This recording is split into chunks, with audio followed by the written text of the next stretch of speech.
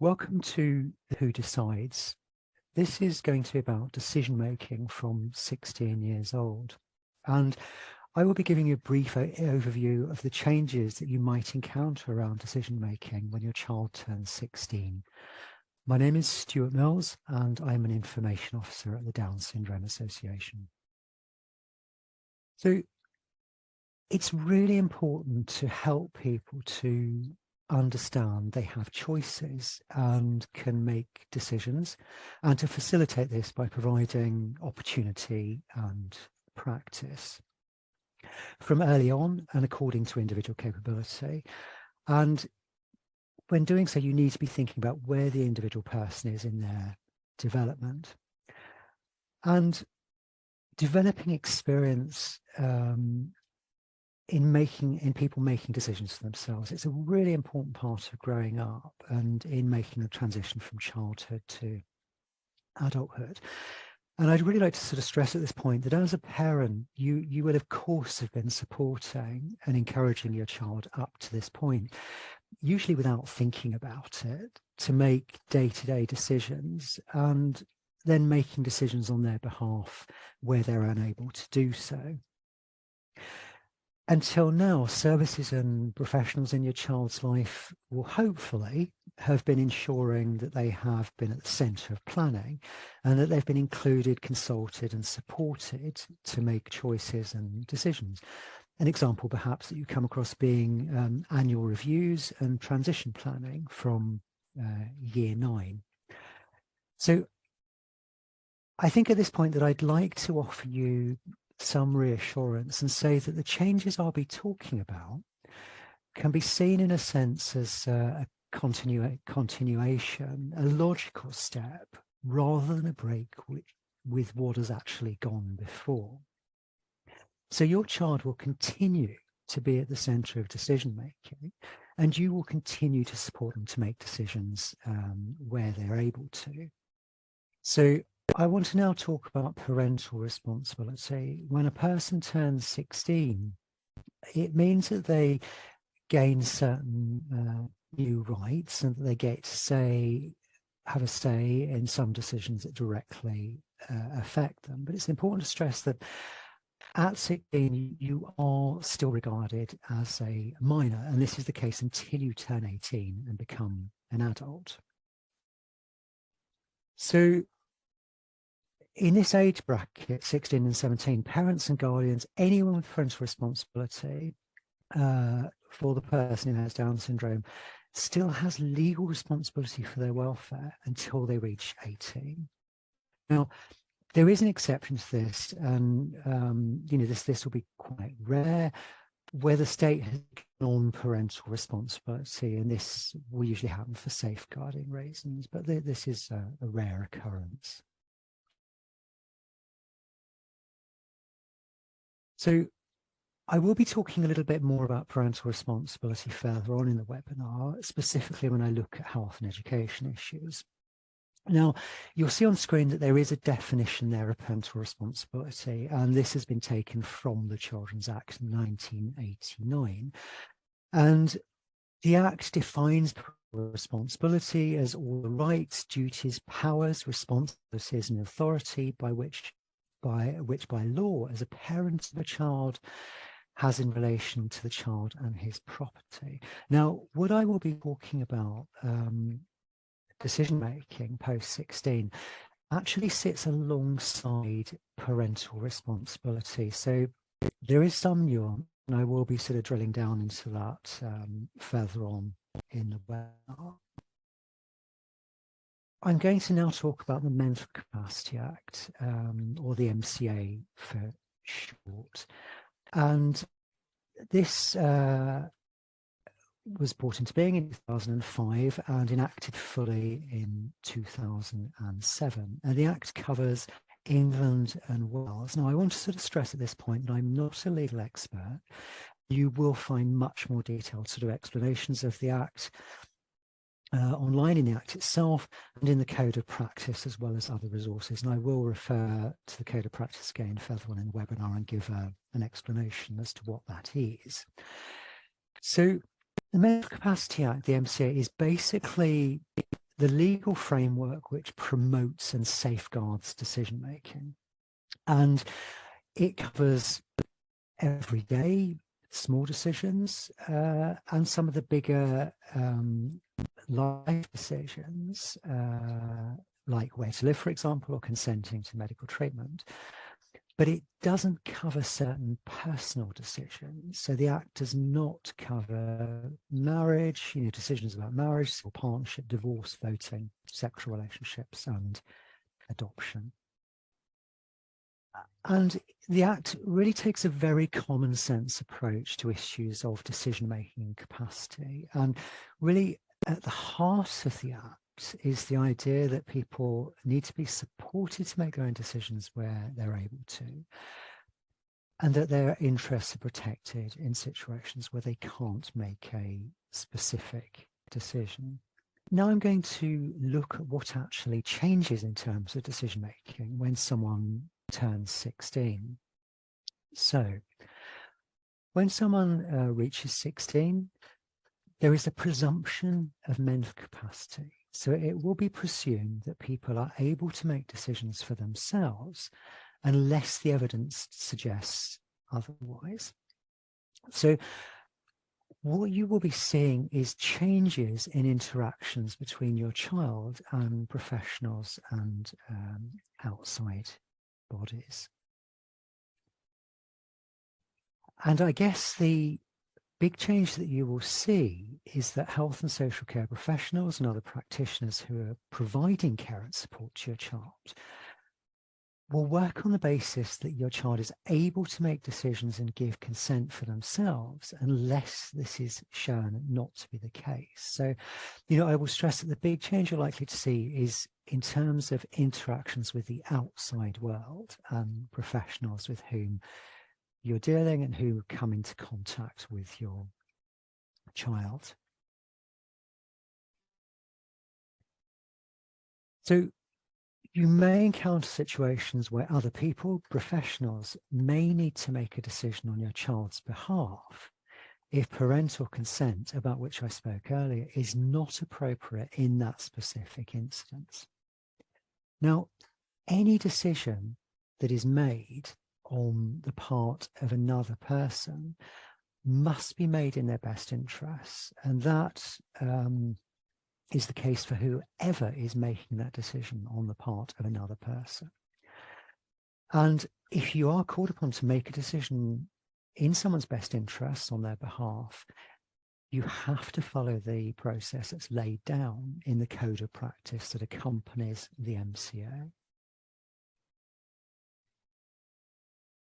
Okay, but at this point, I hear you wondering about parental responsibility and where this sits. So there may still be instances when your child is 16 or 17 that you might be called upon to make a decision on their behalf.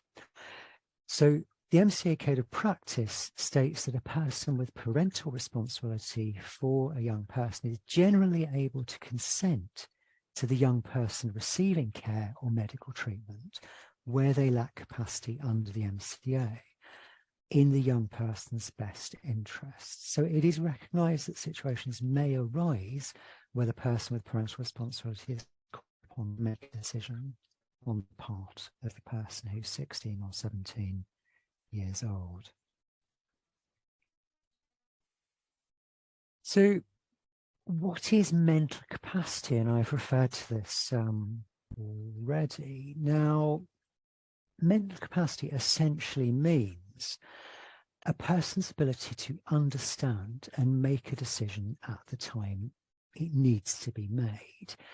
Now, the MCA recognises that capacity is not an all or nothing matter, and that capacity, mental capacity, must always be looked at on a decision by decision basis. And the Act also recognises that mental capacity can be fluctuating, and therefore it might be possible in situations where a person doesn't currently have capacity to make a decision that they may be helped to make a decision in the future. So there is that explicit recognition in the legislation.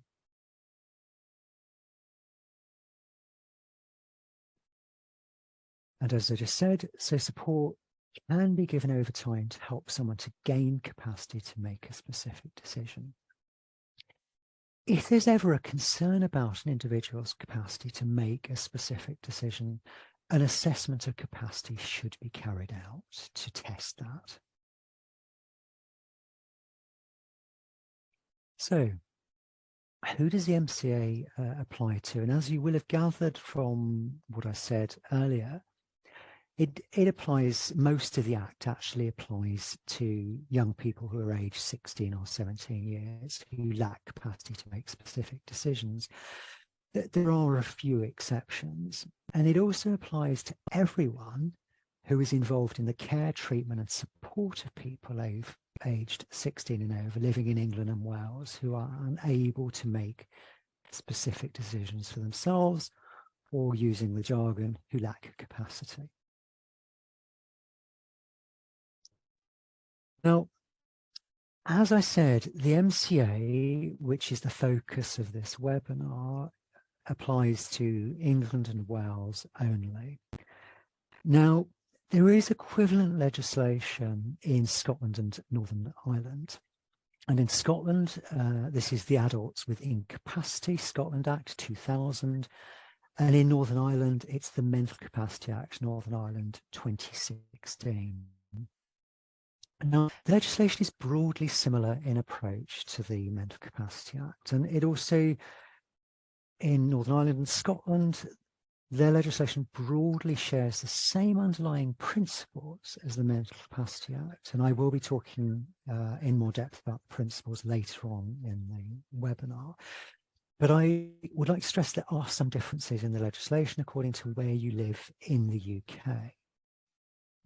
And so it is really important that you become familiar with the legislation and guidance in the part of the UK in which you live. So moving on to the Mental Capacity Act principles.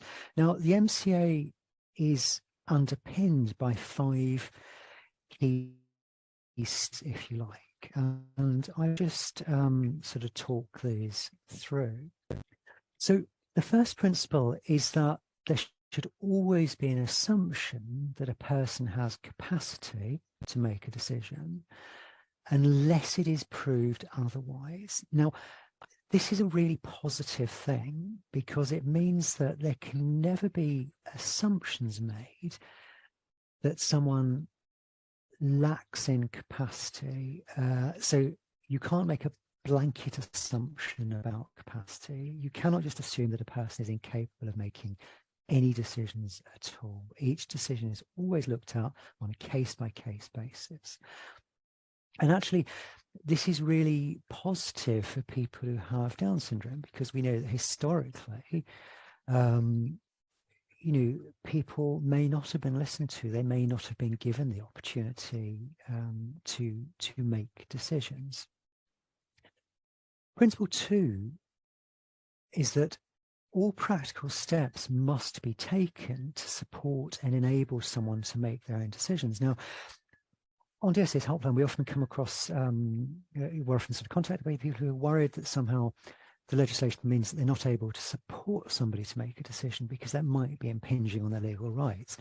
Actually, the Act is really clear that people can be supported to make a decision, where they're able to make that decision. And so it is fine to provide people with the support that they need to make a decision. Now, another important principle, principle 3, is that you cannot assume a lack of capacity if someone makes an unwise decision. So if someone has the capacity to make a decision, but they make a decision which those around them consider to be unwise, it is actually their right to do so.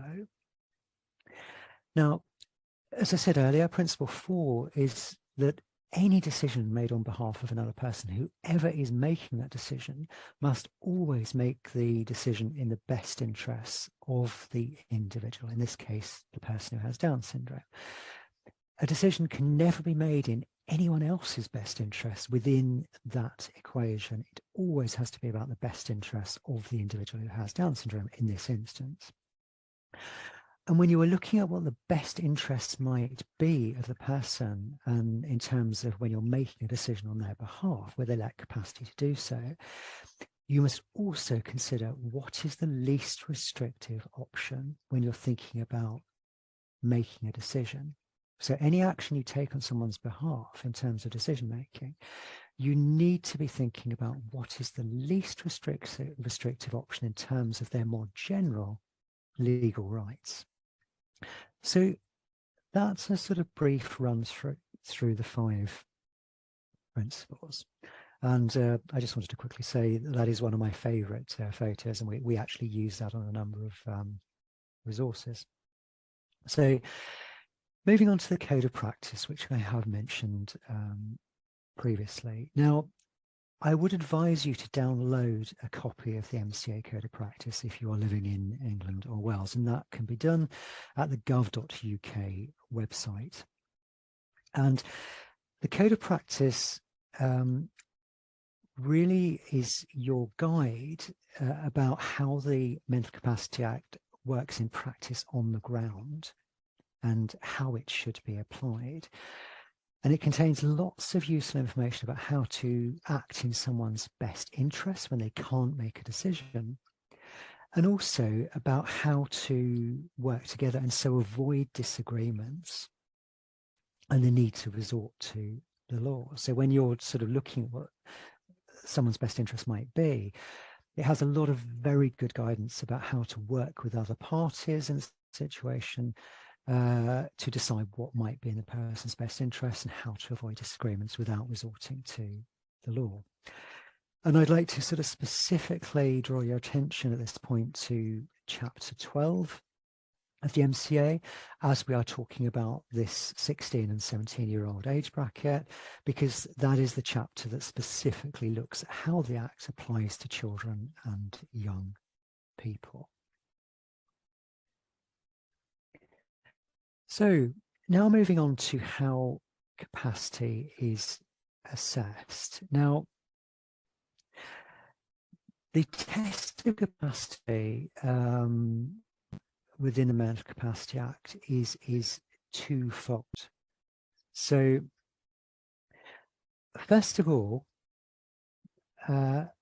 a person may lack capacity if they have, and forgive the language because this is legalese,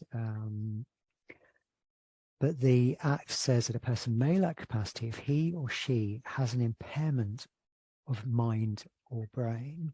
Okay, so that is the first test. Now, the good thing is that the test of capacity is twofold. So just because a person meets that first criteria, they have an impairment of mind or brain, you cannot assume from that that they cannot make decisions. That is really positive. As I said, the process is twofold in terms of establishing whether someone has capacity. So part 2 is that you need to test the following. So if there is a specific decision to be made, you look at whether the person can show some understanding of the information given to them about the decision that needs to be made. Step 2 is whether or not the person can retain the information you've given them about the decision long enough. And then step 3 is whether they can weigh up that information and use it to make the specific decision in hand. And step 4 is to whether they can communicate their decision to you. And communication doesn't need to be verbal. It can be done in other ways that don't rely on spoken language. So if a person has the impairment of mind or brain, but where a specific decision is concerned, they can satisfy the criteria laid out there on the screen, they will be deemed to have capacity to make that specific decision. However, if the person has an impairment of mind or brain, and they are unable to satisfy one of those elements on the screen, then they will probably be deemed not to have capacity in that instance to make a specific decision. Now, there is further really clear information about assessing capacity in the Mental Capacity Act Code of Practice.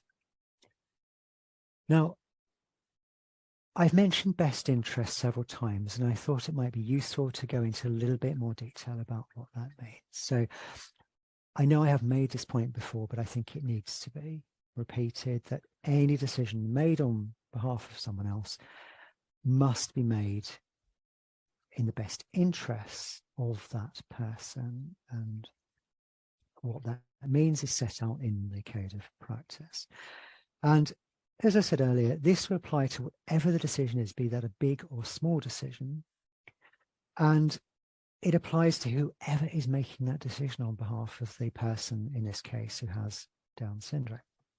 So really, when you are looking at best interests and following the process, these are some of the things that you would need to be thinking about. So you would need to be encouraging participation of the person who has Down syndrome. So even if you're called upon to make a best interest decision on the part of the person who has Down syndrome, even if they cannot make that specific decision, they must still be included and consulted, and they still must participate in the process to whatever degree they can.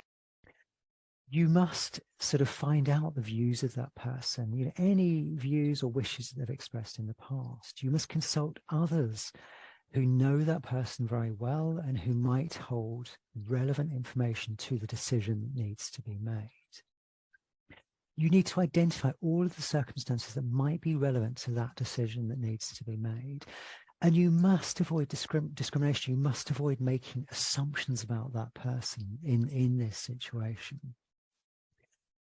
And once you've gathered information from the person who has Down syndrome and from those who know them best and who might hold relevant information, you need to then weigh up that evidence that you've recorded.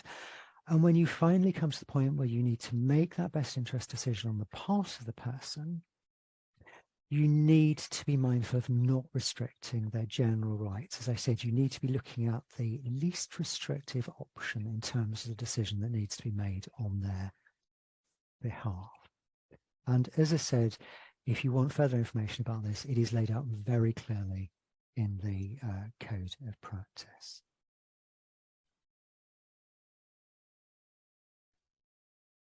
So there is some repetition here, but I really think that the points bear repeating. Now, the MCA is relevant to families because it is there to support and empower your son or daughter who has Down syndrome to make their own decisions wherever they can. And the Act to make sure that any decisions that you make on their behalf are in their best interests. The Act also provides a framework within which you can work with professionals and provide information about your son or daughter, their views and wishes, if the professional has to make a best interest decision on your son or daughter's behalf.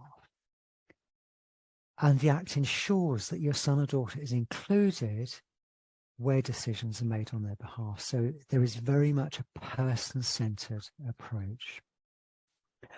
And what I want to stress here that if a professional has to make a decision on behalf of your son or daughter, this doesn't mean that you as the parent will be cut out of the process. The professional must consult you as a person who knows the person who has Down syndrome best of all. Now, a professional has a duty to consult people who know the person best of all. If they are aware of their existence, that is the trigger. Okay, so if they know that you're there and that you hold relevant information and that you know the person who has Down syndrome very well, they must consult you. The key is that they know you are there.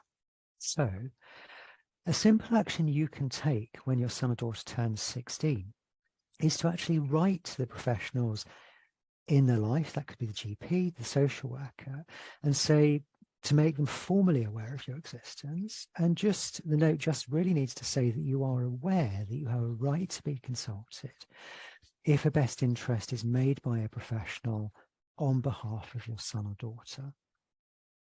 And so if this process kicks in, you ask them to contact you so that you are included in the process. And you can just do that formally in writing. It doesn't need to be anything complicated.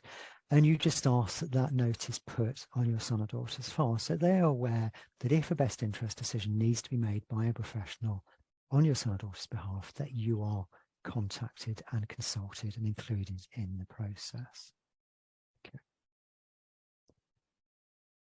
So looking at some practical steps to help people to make decisions. So, I mean, these will all be things that you've probably been doing throughout your son or daughter's life to varying degrees. So it is really important that people are provided with an opportunity to make decisions and practice to do so. You know, opportunity and practice to make choices and decisions. It's really, really important because sometimes people may not be aware that they have choices and that they can make decisions. So this needs to be explicitly taught. So people might need to be taught new skills to enable them to participate in making choices and decision making. I'm aware that sort of choices are slightly different from decisions. I guess choices might be more sort of simple in a sense, and decisions might be a little bit more complex. When you are supporting someone to make decisions, you know, it is vital that you're looking at what support they need around communication. You know, are they someone who uses speech? Do they use sign? Do they need information in accessible formats to help them to make a decision? Does the person need support with visual reminders, you know, pictures and photos? Would it help if the person has visual supports that can help them to actually indicate what their choice is? You know, that might be something that they hold up and or point to, for example. Visual sorting boards and activities can be really helpful to help people make choices. And there is an example of a visual sorting board there on the screen. You know, very, very basic. So the person can indicate, do they like something? Is it just okay? Or they can indicate they don't like sort of something. It's really important when you're supporting someone to make a decision to actually think about the time and the place. You know, does the person need more time? You know, people generally need more time to process information and to make use of that information and to make decisions. This, of course, will be different from person to person, but it always needs to be borne in mind that people do need more time to process information. An example I like to sort of use sometimes, I know a man with whom I met sort of quite regularly, and I was running a meeting where we were talking about sort of health issues. And at the beginning of the meeting, we asked participants who could help with health. And various people sort of contributed. At the end of the session, an hour later, the man who didn't have very much spoken language looked in my direction and said, "Nurse." Okay, so he'd taken an hour to think about it and come back with an answer. So it's really important to remember that some people may need quite a long time, relatively, to think about information, to use that to communicate their sort of decision. And also when you're supporting someone to make a decision, you need to think about the environment in which you're doing that. You know, is the environment right? Is it conducive to decision making? Are there distractions? Is it a calm environment which is, you know, conducive to someone being able to make a decision? And also thinking about, does the person need support from a trusted person? You know, this might be a family member, a friend, an advocate, or a circle of support. I mean, a circle of support is something that many families set up. This is, you know, can be a very informal informal sort of setup where the person names people who they would like to be in their circle of support. And these are people with whom the person can meet, and that might be physically, face-to-face, or virtually, and people who can support the person to make choices and decisions, when they wish. So that's just something to think about. And that's a device that a lot of families set up. Now I want to look at some of the changes you might encounter around decision-making and consent in specific areas of your child's life at 16 or 17. And I'm going to focus particularly on health, education, and benefits. So now I'll talk a little bit about decision-making in healthcare. Okay. So I guess, as you will have gathered from what I've said, 16 and 17-year-olds will be presumed by health professionals to have the competence to give consent to treatment for themselves.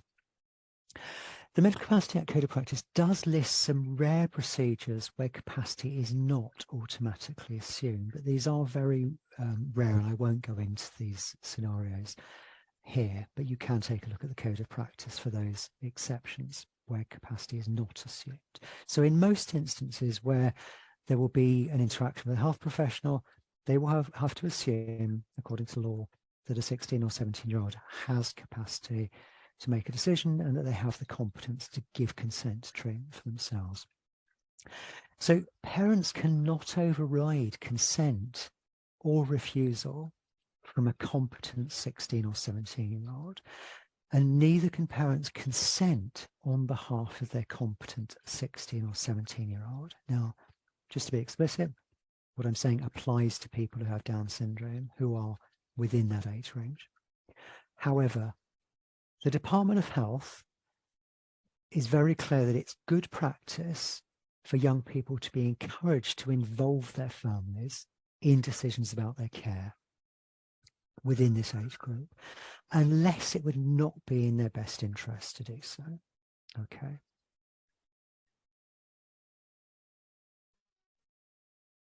So if a young person lacks capacity, health professionals may give treatment under the MCA without their consent, or indeed parental consent, as long as it is in their best interests, and only if it does not involve a deprivation of liberty. However, in such a situation, those with parental responsibility should be consulted about what they consider to be the young person's best interests in that given instance. Now, where a person lacks capacity, there might be instances where the person with parental responsibility is able to give consent for the young person, and this will be in very specific circumstances. Now, if this arises, the health practitioner will have to make a judgment about whether in that situation it is appropriate for them to rely on parental consent in that instance. And there might be certain factors that they have to consider. Now, they will look at whether that particular treatment, where consent is required, falls within the scope of parental responsibility, and whether the decision is one that a parent might reasonably expect to make on behalf of the 16 or 17-year-old. They might also have to consider the type and invasiveness of the proposed intervention, and the extent to which the decision accords with the young person's own wishes. So even if the young person isn't able to make the decision, they may have, made certain comments, behaved in a certain way, which might give certain indicators as to how they feel about what the decision, about the decision itself and what is going to happen potentially. And they also need to look at whether the young person might be resisting the decision. So all those are factors that the healthcare professional might have to consider when looking at whether or not the decision is one that a parent might make on behalf of the 16 or 17-year-old. Now, my understanding as a lay person, so someone who is not legally trained, is that there is an issue around the definition and scope of parental responsibility. And so there might sometimes, and this will be quite rare, be situations where the professional has some doubt about whether a decision falls under parental responsibility, and they may actually have to seek legal advice about that specific decision. So there might be very rare circumstances where a young person who has capacity to make a decision refuses treatment, but where the treatment might still be given. And this would only happen in exceptional circumstances. And this might happen if the treatment was agreed by the person with parental responsibility or the court, and if it was in the young person's sort of best interest. So in exceptional circumstances where a person with capacity refuses treatment, the treatment may still be given. Now, to my knowledge, this would only happen if there was a situation where that person's refusal might lead to death, severe permanent injury, or irreversible mental or physical harm.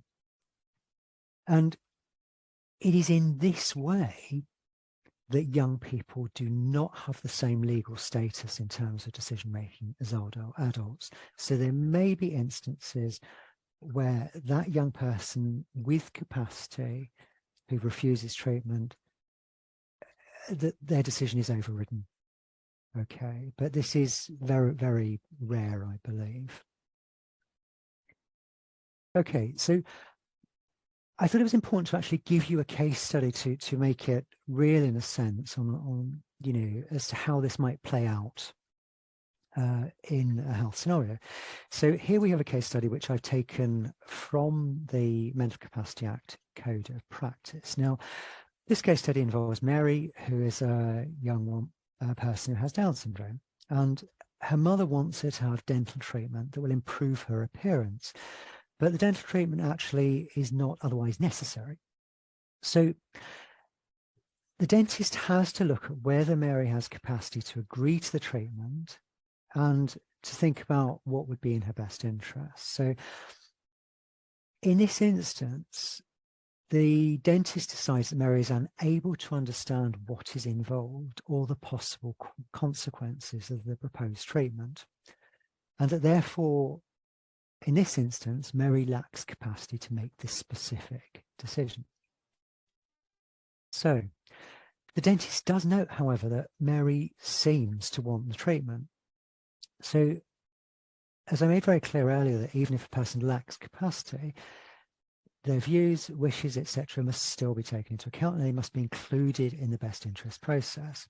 So in this instance, the dentist takes Mary's views into account in deciding whether the treatment is in her best interest. The dentist also consults with her parents, her teacher and GP to see whether there are any other relevant factors that they need to take into account when deciding whether or not to go ahead with the treatment. So on balance, after having gathered that information, the dentist decides that the treatment is likely to improve Mary's confidence and self-esteem, and that it is therefore in her best interest. And so the dentist goes ahead with the treatment. So now I'm going to move on to looking at decision-making in education and some sort of specific nuances around decision-making and considerations. So I'd like here to sort of flag up the SEND Code of Practice, which relates to education in England. Now, the SEND Code of Practice says that at the age of 16, local authorities and others involved in education should normally engage directly with the young person, as the legal right to make decisions now rests with the young person primarily. But again, as with health, the SEND Code of Practice says that in the field of education, that parents should continue to be involved in discussions about, in this case, the young person's future. In situations where a young person does not have capacity to make a particular decision around their education, the right to make the decision with regards to education would usually automatically pass to the parent because they retain parental responsibility.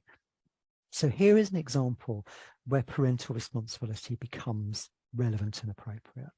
So in the field of education, if a young person, 16 or 17, doesn't have the capacity to make a specific decision about their education, in this particular area, the right to make the decision passes to the person with the parental responsibility. So parental responsibility applies.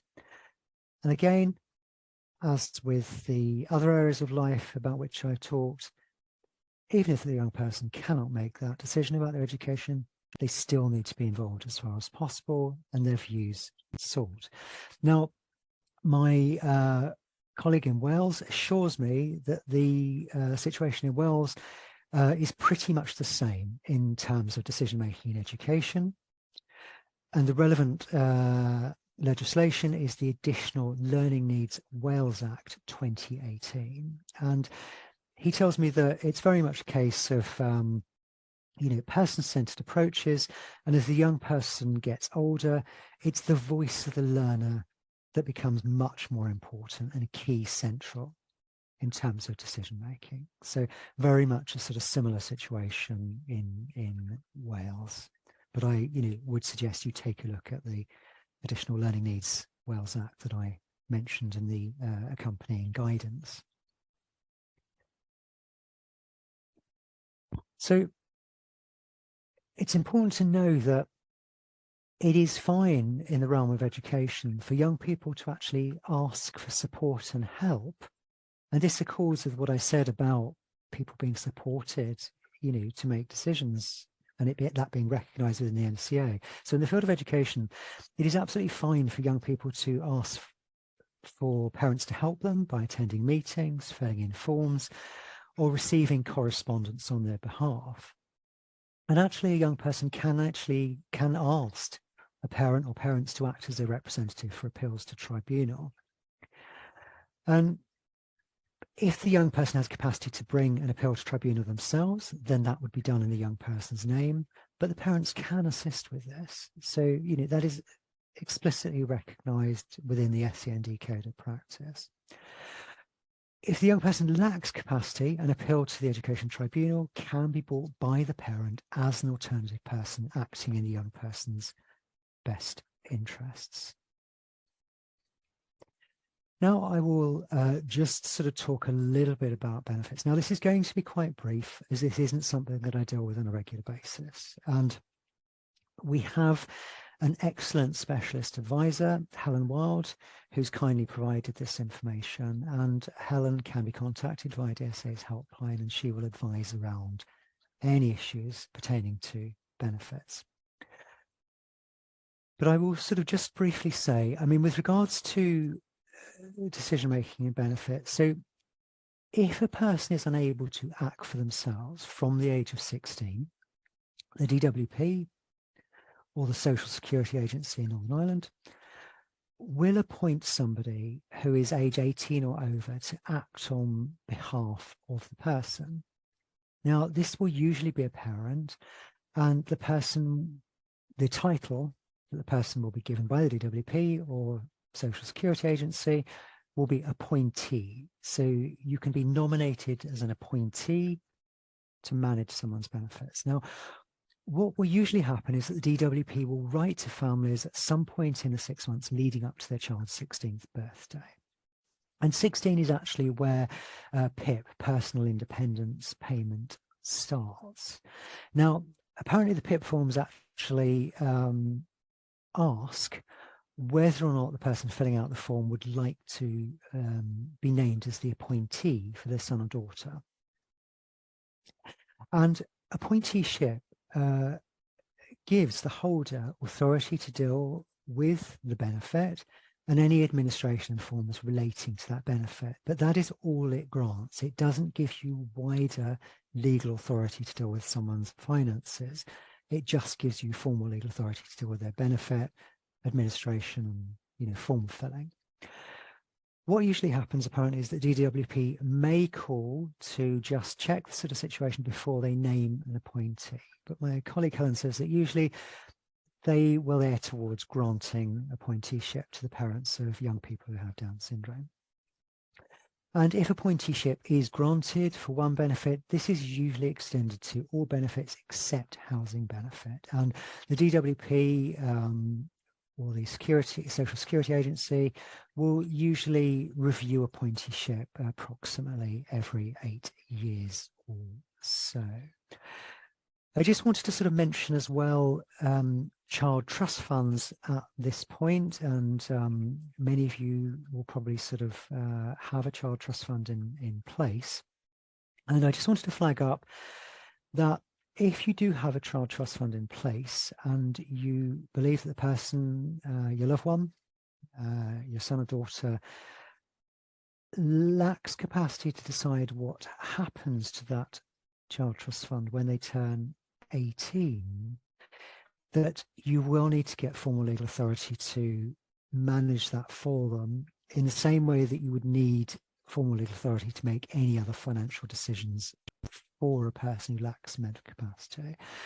So you would need to be looking at applying to the Court of Protection at some point, I mean, hopefully around 6 months before that person's 18th birthday. So just to flag that up, because we know that is a sort of live issue that sort of causes some concern. So something to look out for as your son or daughter is, sort of turn 17 and at 6 months before their 18th sort of birthday.